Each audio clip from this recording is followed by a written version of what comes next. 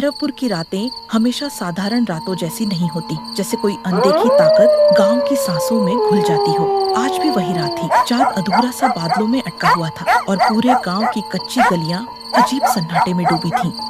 कहीं दूर से सिर्फ कुत्तों के भौंकने और झिंगुरों की आवाजें सुनाई दे रही थीं। गली के मोड़ पर एक छोटी सी चाय की दुकान पीली जलती लालटेन की कांपती रोशनी में किसी भूली हुई चेतावनी की तरह टिमटिमा रही थी।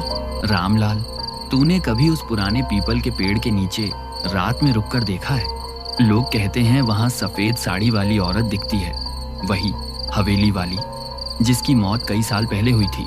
कहते हैं उसकी लाश ढंग से दफन ही नहीं हुई थी, इसीलिए उसकी आत्मा आज भी रातों में भटकती फिरती है। लोग बातें बहुत बनाते हैं शिवा, पर यह भी सच है कि कई लोगों की हालत बिगड़ी है उस पेड़ के पास। मेरा चचेरा भाई एक बार देर रात उधर से लौटा था। कसम से बोला पीछे से किसी ने उसका नाम लेकर पुकारा। मुड़ा तो कोई नहीं था, बस पैरों के नीचे अचानक ठंडी हवा का झटका सा लगा। 3 दिन बुखार नहीं उतरा था उसका। कहानी मत समझना इसको, ये सब बातें सच हैं। तू रघुवीर को तो जानता है ना, वही जो शराब पीकर हवेली में घुस गया था। सुबह उसे चौपाल के पास मिला था, आंखें लाल, होंठ सूखे, बोल ही नहीं पा रहा था। आज तक उसका दिमाग ढंग से नहीं लौटा। चाय की भाप, धुंध और लालटेन की पीली कांपती रोशनी में उनकी बातचीत और बोझिल होती जा रही थी। रात धीरे धीरे और भारी होती जा रही थी। शब्दों में जैसी घबराहट, हवा में वैसी ठंड। गांव की अंधेरी रात जैसे इन तीनों की बातों को सुन भी रही थी और उन पर मुस्कुरा भी रही थी। तो क्या तू मानता है कि भूत प्रेत सच में होते हैं? ठीक है, पर आज मैं तुम्हें जो कहानी सुनाने आया हूँ वो खेल वाली झूठी कहानी नहीं है। ये कहानी मेरे एक दोस्त के साथ घटी थी, भैरवपुर नाम के गांव में।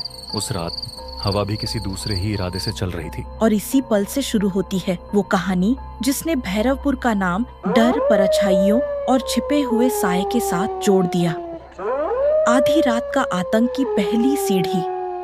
भैरवपुर की इस कहानी का पहला असर अब सूरज के घर में शुरू होता है।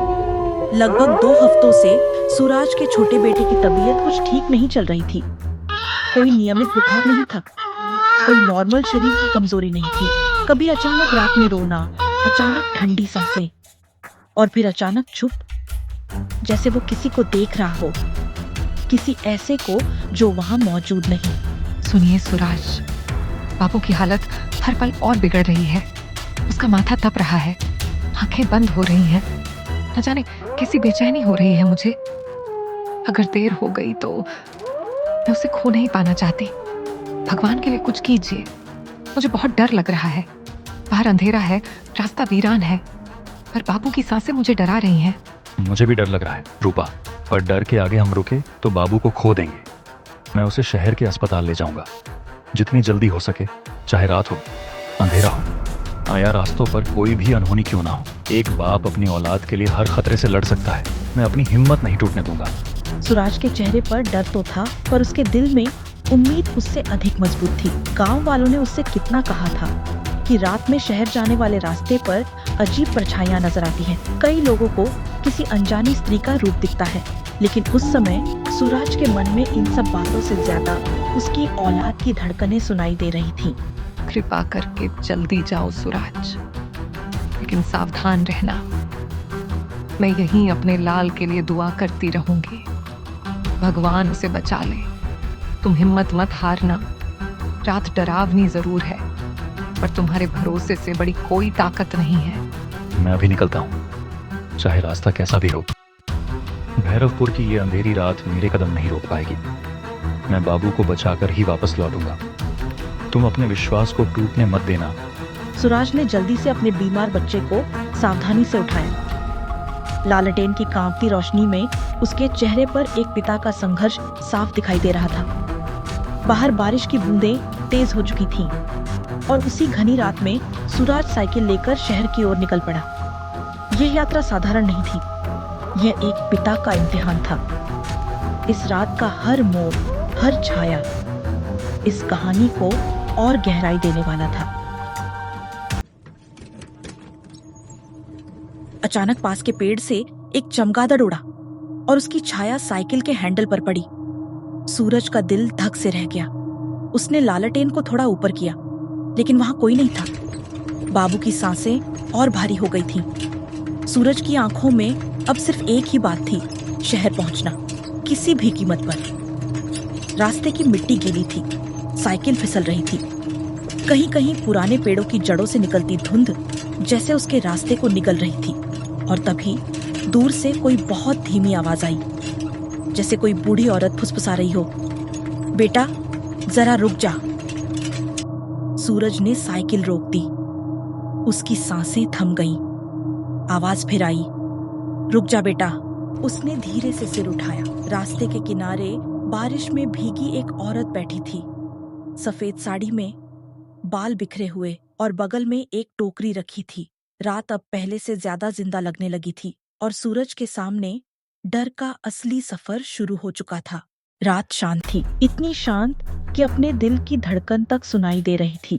आसमान में घने बादल थे, पर अब न बिजली थी न बारिश, सिर्फ एक ठंडी हवा थी जो कभी धीरे से बहती, कभी अचानक रुक जाती, जैसे किसी ने उसे रोक दिया हो।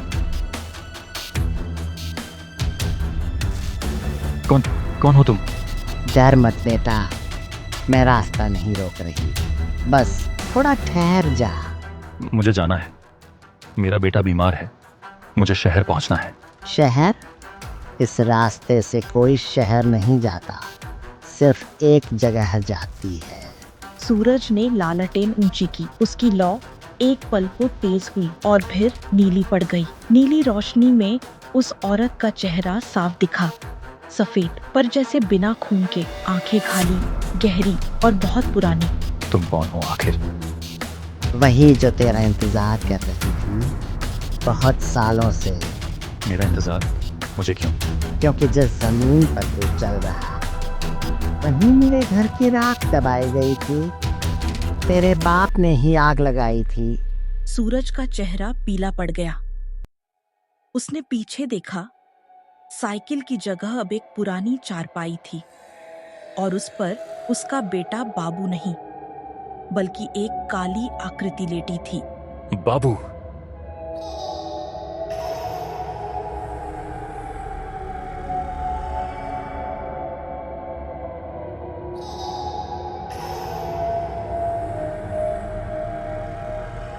जा बेटा, अपने बेटे को ले जा, लेकिन याद रख, हर बाप अपने कर्मों का बोझ बेटे के जरिए ढोता है। सूरज ने झटके से बाबू को उठाया। वो ठंडा पड़ा था, सांसें बंद। उसने ऊपर देखा। वो औरत अब वहां नहीं थी, बस जमीन पर एक टोकरी थी। सूरज झुका। टोकरी में एक छोटा सा मिट्टी का खिलौना रखा था, जिसका चेहरा हूबहू बाबू जैसा था। रात अब पूरी तरह जाग चुकी थी। आसमान में बादल थे, पर बारिश थम चुकी थी। चारों तरफ एक अजीब सी खामोशी पसरी थी, न कोई झींगुर की आवाज, न हवा की सरसराहट। बस कहीं दूर कोई दरवाजा चरमराया और फिर सब शांत।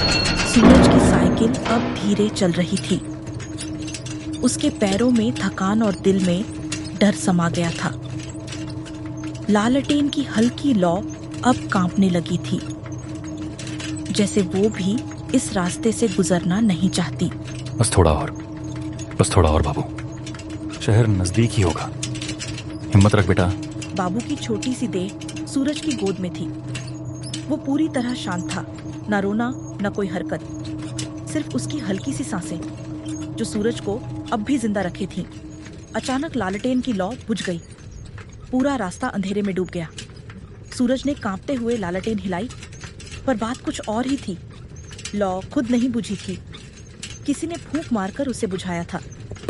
कौन है वहाँ? सन्नाटा टूटा नहीं, सिर्फ पीछे से एक धीमी फुसफुसाहट आई, मानो कोई बहुत करीब से बोला हो, बाबू। सूरज का दिल जैसे रुक गया। वो मुड़ा, पर वहाँ कुछ नहीं था, सिर्फ हवा का एक झोंका जिसमें मिट्टी और कुछ सूखे पत्ते उड़ रहे थे। नहीं, ये मेरा वहम है। बस जल्दी शहर पहुंचना है। वो फिर साइकिल पर बैठा और चलने लगा, पर अब उसे महसूस हुआ साइकिल के पीछे कोई बैठा है। वो वजन हल्का था, पर इतना कि साइकिल का संतुलन बदल गया। सूरज ने डर के मारे पीछे देखने की हिम्मत नहीं की। उसकी गर्दन जैसे पत्थर बन गई थी। पर फिर धीरे धीरे किसी ने उसका कंधा छुआ। कौन है? पीछे से कुछ नहीं बोला गया, बस वही फुसफुसाहट दोबारा आई। रूपा, अब सूरज की आंखें फैल गईं, उसका चेहरा पीला पड़ गया। रूपा? नहीं, ये नहीं हो सकता। रूपा तो घर पर है। कहा था ना सूरज, इस रास्ते पर रात में मत निकलना। तू कौन है? तेरी किस्मत का साया।